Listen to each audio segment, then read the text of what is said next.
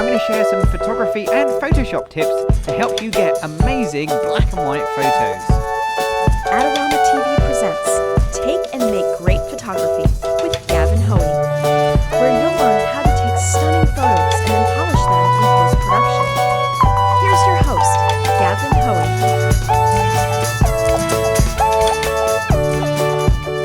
Hello, I'm Gavin Hoey and you're watching Adorama TV, brought to you by Adorama, the camera store that has everything for us photographers. Now today I've come out here into the countryside. It's a beautiful sunny day and I'm going to be taking photographs in black and white. So this video is all about seeing in black and white and using pictures in black and white in the landscape. Okay, so I've got a nice scene in front of me here. Let's just take a picture and have a little look. And that looks really nice. I like the idea, but is it going to be a good black and white? Well, when you're shooting in black and white, there's a few little things you should look for. They include contrast. Seeing contrast can be quite challenging if you're using black and white.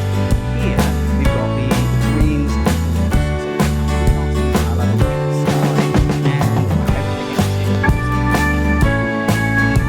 Those two colours really look different in black and white. That's the sort of thing we're looking for. Contrasting colour or contrasting lighting. Today's a nice sunny day, so we've got a nice contrast between the lights and the shades, and those things in black and white really make or break a great black and white image. So if you're having trouble seeing in black and white, here's a great tip. Go into your camera's menu and do something that I recommend that you normally never do. I'm going to turn on the picture mode, and I'm going to turn it into monochromatic, black and white. All cameras have got that kind of scene and little different things in different cameras.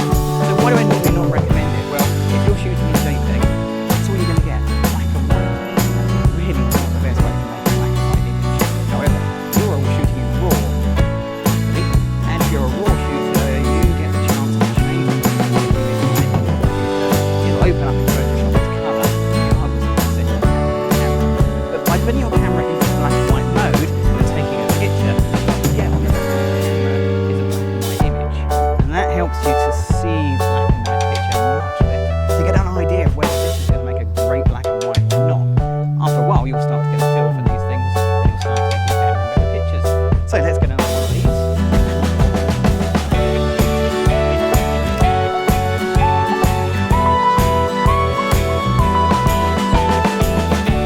We've got a lovely blue sky like I've got today. It's a really, really good tip, and that is to use polarizing. Circular polarizing filter is the must-have filter. All photographers should have one of these.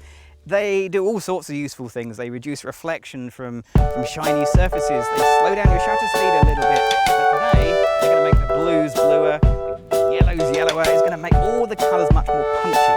And the reason that that's a good thing is when I get my image back into the computer, those punchy colours just give me a lot more chance to pull up or mute down the tones for those particular colours. So I'm just going to add my polarizing filter to the front of my camera. So with the filter attached to the front of the camera, using a polarizing filter is really straightforward. All you need to do is look through the viewfinder, rotate the filter around, and when you see the scene get darker, particularly the blue skies get dark blue, that's when you know your filter is in exactly the right position. So finally, one other thing about shooting in black and white, there's no colour in the picture to make your images pop and to be eye-catching, so you need to be really good at the rules of composition. So that means thinking about lead-in lines, as we've got here. That means thinking about things like the rule of thirds and foreground interest. All of these simple tricks will make your images much more dramatic. So let's try a different angle for my camera. Let's try shooting down low to see how that changes the shot. So one of the reasons I like to use a tripod when I'm shooting in black and white is because composition is so important. This thing slows you down. It means that you spend a little bit longer thinking about the composition and trying to find the best you can in the environment that you have available to you when you're taking the picture. So I've just moved a few feet, just not far up the track here, and I've got this nice little bit of mud down here, and hopefully that should work nicely in the foreground for this shot. I'm still using my polarizing filter to make that sky really nice dark and blue. Let's just frame everything up. If you get lucky, occasionally you find there's a horse coming towards you as well, and it's just things like that that are just a bit of luck really, but there you go. And as you can see, that has a great foreground interest.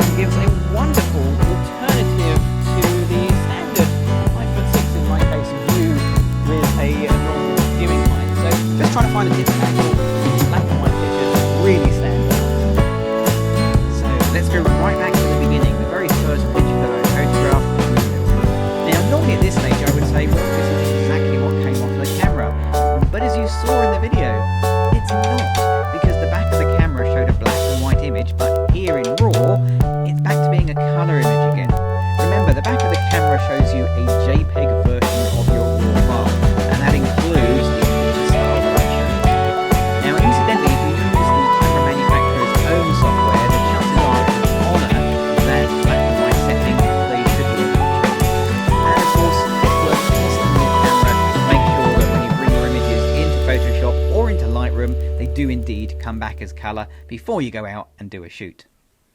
Okay, so what am I going to do here? Well, I'm going to do things that you might not expect to make a black and white picture just on my RAW, because although there are many ways you can make a black and white image in Photoshop, I'm going to start by processing a colour version in RAW. So let's do the white balance first, and well, have a little look and see why. Notice the mud here, the driveway is a bit of a grey colour. But if I change to the cloudy white balance, now there's tone and colour in there. And I can leverage that to pull out some of the colours later on when we're inside of Photoshop, because there's a hint of red. Now I'm also going to come down here and tweak things like the highlights to try and recover some sky. That looks pretty good. And we're going to change things like, well, a bit of clarity, of course, just to put a bit more punch in there, and a bit of vibrance to really make these colours strong. I'm not making a colour image, I'm making a colour image that has lots of different colours that I can then change into black and white. So ignore the look of this because it's going to get worse. I'm actually going to get the adjustment brush, and the temperature and tint, I'm going to make sure they're both on maximum. And this is a new feature in Photoshop CS6. So if you're on an older version of Photoshop, don't look for this, you won't find it. And of course it's in Lightroom 4 as well. I'm also going to make sure that auto mask is turned on, and I want to make this a lot stronger colour than it was when I photographed it. I'm going to give it a bit of a paint job, and I'm just going to warm it up into a sort of red tone. And the reason I've done that is now it's a very different colour to the background. And we'll just do the path or the driveway here as well. And again, I'm not looking to make this as a colour image. I'm just looking to say what I want in my picture is different colours that I can then make the red bits brighter or darker and the green bits brighter or darker. Okay, I'm kind of happy with that, but it's worth checking something. Go in really close, have an extremely close look. Look for things like this, chromatic aberration. With all of the changes I've made, especially the strong vibrance, you will see any minor chromatic aberration become quite major. So I'm just going to jump across to the lens correction, turn on remove chromatic aberration, and increase the amount of defringing until it goes. Okay, we'll open up the image and we'll leave RAW behind, and we'll bring our rather strong coloured image back into Photoshop. Now, because I like to work non-destructively, I'm going to go up to Layer and down to a new adjustment layer and choose black and white.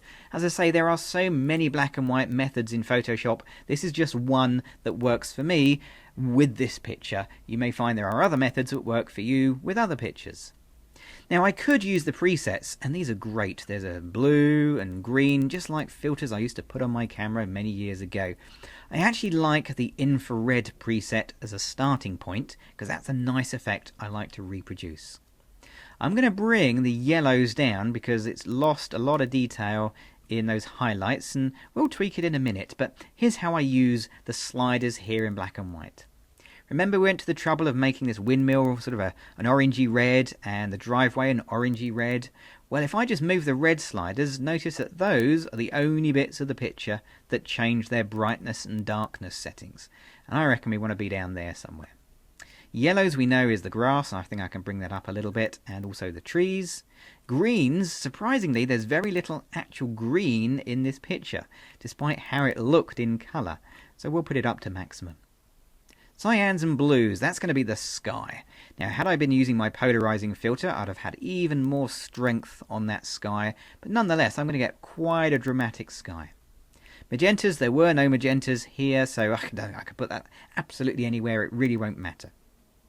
One last little thing is to, give this a sort of a soft glow. It fits in with the infrared idea. So let's go and make a copy of that layer. And then on that layer, I'm going to use a bit of blur and Gaussian blur. Do you notice that some of my filters are grayed out? I actually bought this image out of RAW as a 16-bit image, and that's important to maintain the quality. If you bring it out as an 8-bit and then start doing what I'm doing, you're going to find the quality drops off quite quickly. Okay, so I've really blurred that up, and then I'm going to change the blending mode to soft light, and we'll drop the opacity down a little bit, just so that has a soft glow, and it also boosts the contrast. Final thing when you've done all of that is just to jump into levels, have a quick look at the levels. Everything looks pretty much okay. Little tweak here, little tweak there. You can even dodge and burn should you wish with the dodge and burn tools, but I'm happy with that. And there it is, my monochromatic picture completed. So there you go, there's how you can take and make great black and white photographs using your camera and Photoshop. Now, if you want to see more videos by me and other people here on Adorama TV, then don't forget to click on the subscribe button. I'm Gavin Hoey, thanks for watching.